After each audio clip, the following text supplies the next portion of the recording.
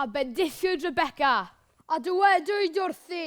Tydi ein chwaer, byddet ti fod yn fam I miloedd a filiynau, a byddet I ddisgynyddion etifeddu porth ei gelynion.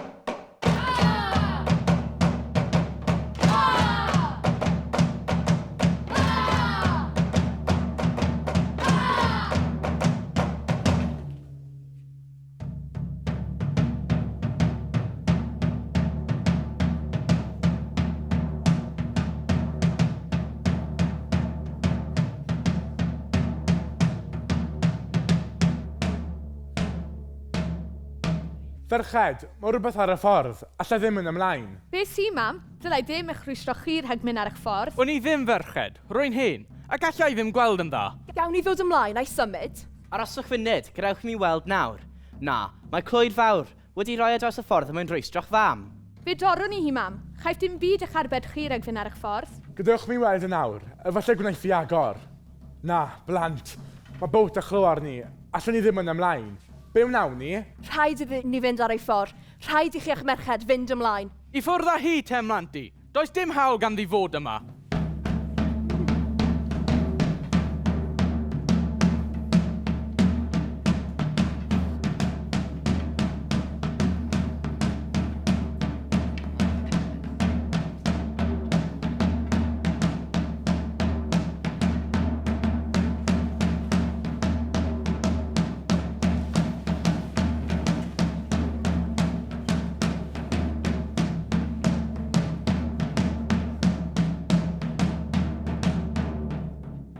Medi'r chweched, medd hanesion, y gymerwyd amryw o ddynion. Dan yr enw o Rebecca, Ron oedd yn dynistio'r clwydra.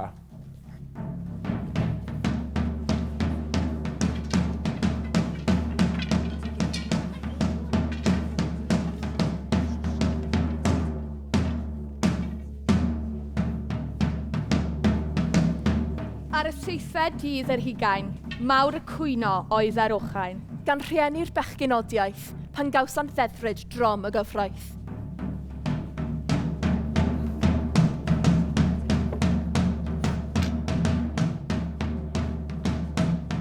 John Hughes yn gyntaf gath I dreio, a'r barnwyr roes am ddefryd arno. Sef 20 mlynedd o actyddiaeth, erybydd glad a phob cymdogaeth.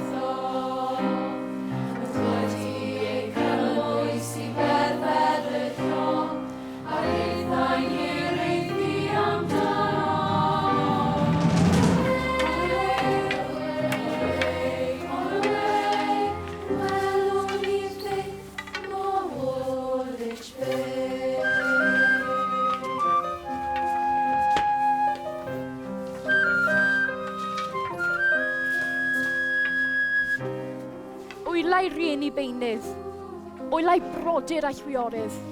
Mae arnynt hyw rhyw arw hiraeth, rhag ofn allant I gwyled eilwaith. Galara mwyn lodesu difyr, y rai y fedraint yn gael yn gywir.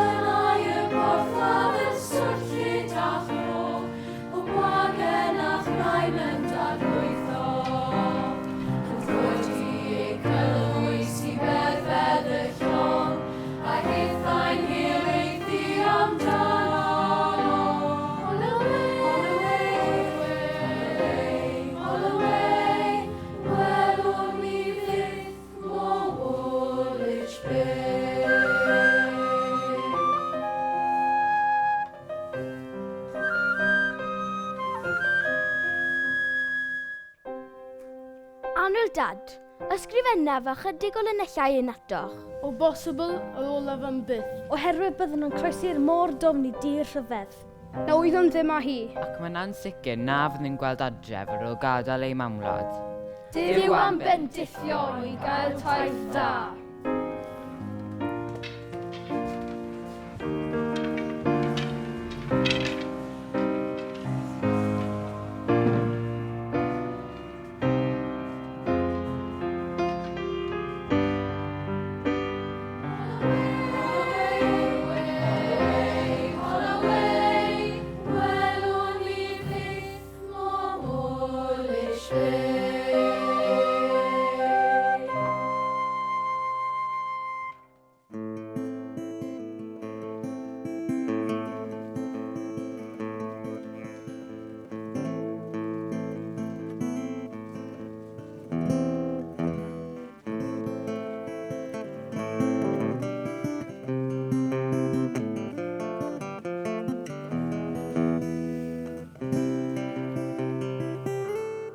Anwyl dad a mam.